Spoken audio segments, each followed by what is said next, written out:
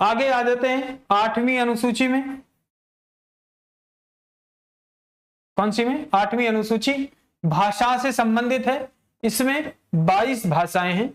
ये भी जनरली कई बार पूछा गया क्वेश्चन है, लेकिन अब इसका थोड़ा डिफिकल्टी लेवल बढ़ रहा है, तो ये पूछा जा रहा है बार बार कौन कौन सी भाषाएं अभी 8वीं अनुसूची में नहीं है।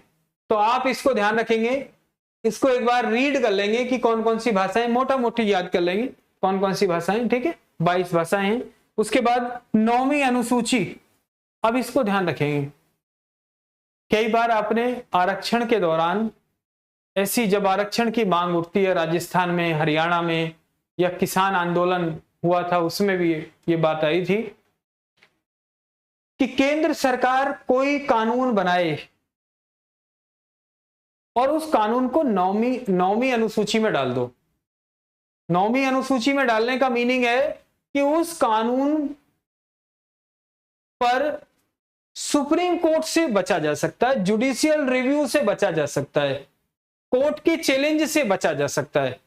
इसीलिए आप देखते होंगे राजस्थान में या हरियाणा में जो आरक्षण, या यूपी में या केंद्र स्तर पर जो आरक्षण दिया गया था, वो विशेष जातियों को, अलग अलग जाट हो, गुर्जर हो, किसी को, ठीक है, तो आप देखेंगे वो आरक्षण वो कानून तो बना दिया था, लेकिन उस कानून को शेड्यूल नहीं किया गया था।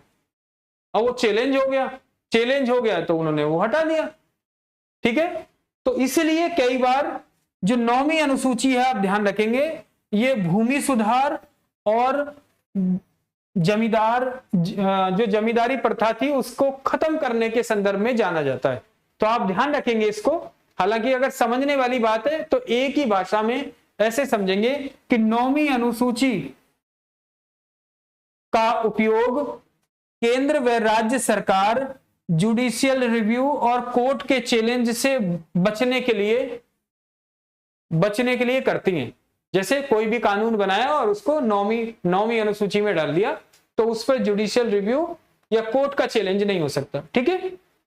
दूसरा, जो यहां भूमि सुधार है, इससे संबंधित क्वेश्चन पूछा जा सकता है कि जमींदारी उन्मूलन किस अनुसूची के अंतर्गत आता है। तो आप क्या लिख देंगे? 9वीं अनुसूची। ठीक है,